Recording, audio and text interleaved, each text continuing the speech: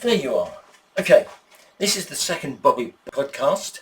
We will be going over to Blackfriars in Boston, where Simon Barnabus, one of the BOBI team, will be interviewing Buried by My Heartache, Heartstrung, Autonym, and Burning Face. So let's go!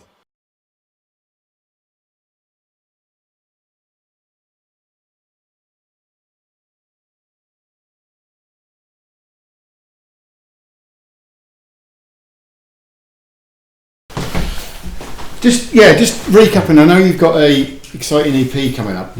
You talked about maybe some of the influences, and there were some interesting ones in there I picked up. Just run through those again. Sort of influences, so or like genre influences. Yeah. So I'd say if we're talking genres, obviously we can say our main one is hardcore. Not hardcore. Our main one is metalcore. Yeah. But a big influence is modern hardcore, progressive, and shoegaze. Yeah. Those are the ones that I guess I'd point out as our main influences. Yeah. And then, as far as band goes, like obviously we're all in the metal world. Yeah. But we're all inspired by vastly different sort of bands. So it's great to see how that can sort of kind of come together and what we can come up with. Yeah. Mm-hmm. Yeah, because I when I heard you at BOBI on your first gig as this 5-piece, there was a bit of NYC early 80s hardcore in there in the mix, but you were definitely metal. But that's interesting, and I think that's one of your unique sort of strands, perhaps. Mm-hmm. Yeah, we were told at one gig that apparently we were a lot of it was metal bands pretend to be hardcore, but we were like we were told that we were the opposite. We were like a hardcore band pretending to be a metal band, which we completely disagree with. But if that's what we thought, that's what we thought. Yeah, I mean, influences. Is it fair to fire in a few? Who got you out of bed once? Well, writing wise, it's generally always whoever we're listening to. Like at the moment, I get a lot from like Loathe, because they're just they are that mix of shoegaze and heavier genres. Yeah, I think there's also the opposite side of that, where there's new band Malevolence, pretty big in the UK. So you can definitely hear their sort of riffing influence and their choruses on our, especially our new writing. Like everyone has like the Metallicas and stuff like that. Yeah. But I think when you pick apart and you find those more niche bands, that's when it's like I can hear that. I can actually hear that.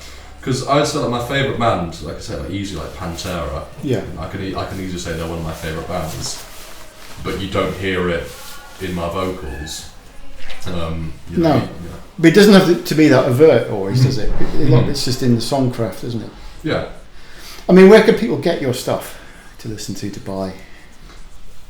Pretty much everywhere you can digitally. All the streaming. Yeah. We had a couple CDs of singles, but until the EP's out, so put more CDs out. Physical media, So you got some physical media as well.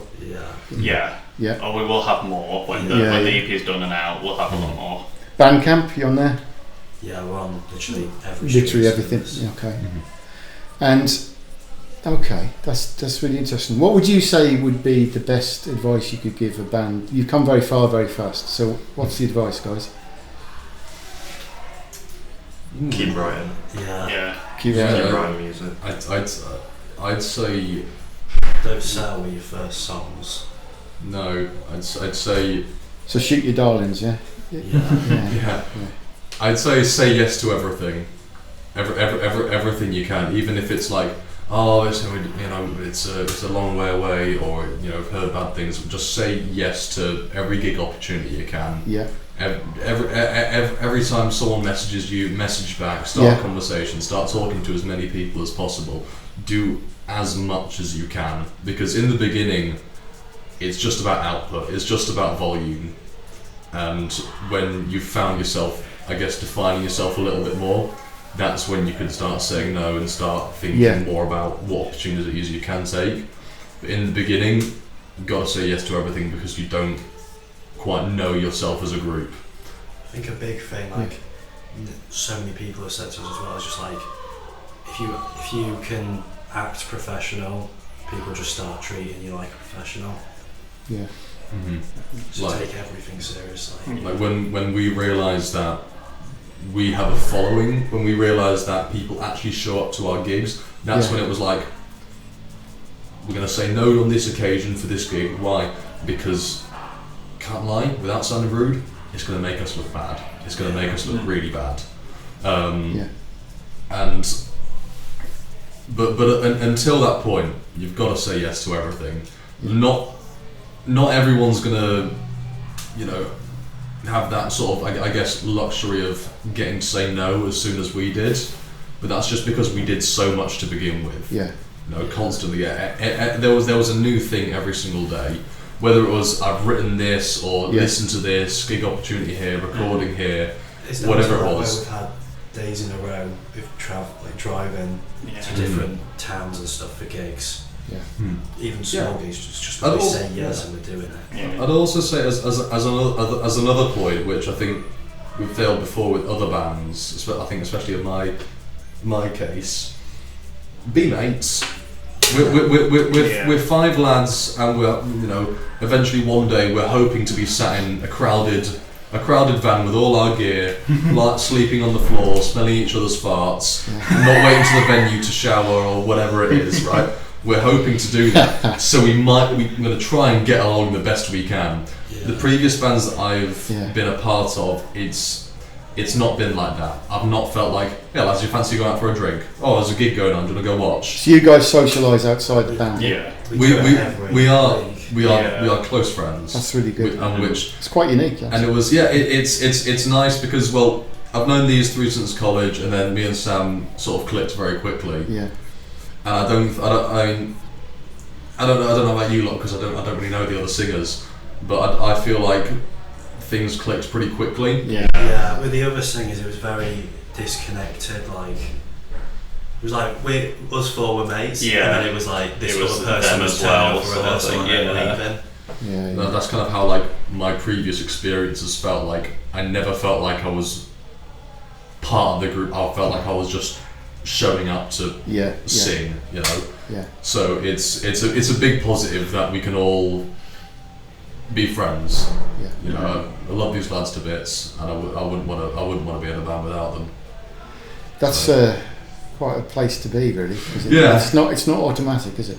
No. So you said do everything as much as you can in the early days. I mean, how often are you guys gigging? Roughly about once every month. Say, how many gigs would you? Well, at the moment we've got we seem to get runs of like gigs in a row, little break, gigs in a row, little break.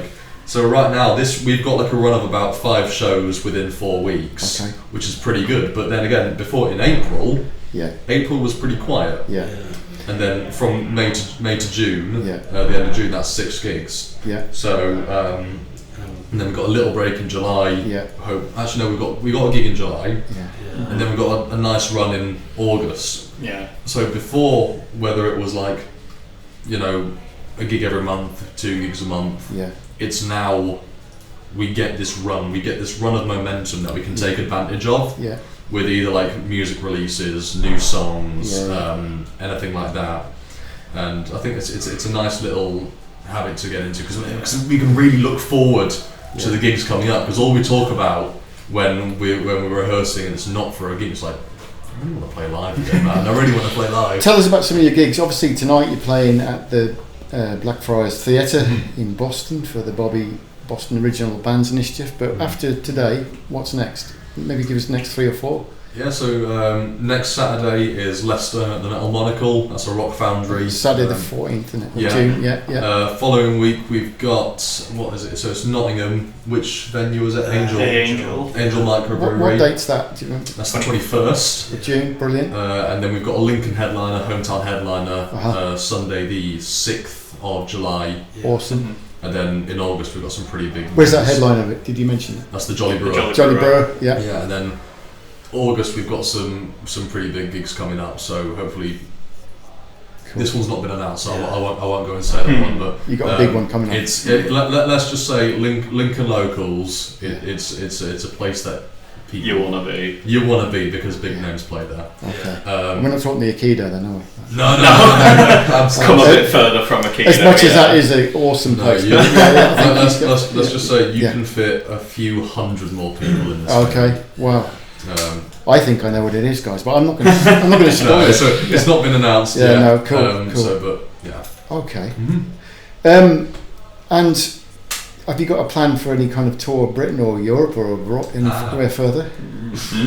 We are planning a tour later this year. UK. More sort of Midlands based. Yeah. I think UK tour is more going to be like album 1 release. Yeah. But yeah, we're planning a little Midlands tour. Hopefully, so around the cities that we've known and we've kind of gotten a little bit of experience in the fan base with. Testing the waters with touring. Yeah. So hopefully mid-October, we're looking at about 5 dates in 5 different cities in a row. Yeah. Which it's a small tour, but it's still a tour. Yeah. That's how it starts. And that's the home of metalers too, isn't it? UK metal. Yeah. So it's like I said, we're testing the waters because obviously they're all going to be headliners. It's going to be our tour, testing the waters, see what can we do, as a unit. How far have we come? Because that will have been just gone a year since I joined, and after that, it's just upscaling. It's just upscaling. Like I said, it'll be by the time first album comes out, that'll be try and be up and down the UK. Hopefully still supporting an established name. That sounds awesome, guys. Well, I want to wish you all the best for the stage tonight. I heard your sound check; it blew what's left of my hair off. And then it just flips down. Yeah. Well, looking forward to that, guys, and appreciate it. And I want to wish you all the very best and well done for getting so far so fast. Thank you very much. Thank you. Brilliant. Cheers, mate. Okay.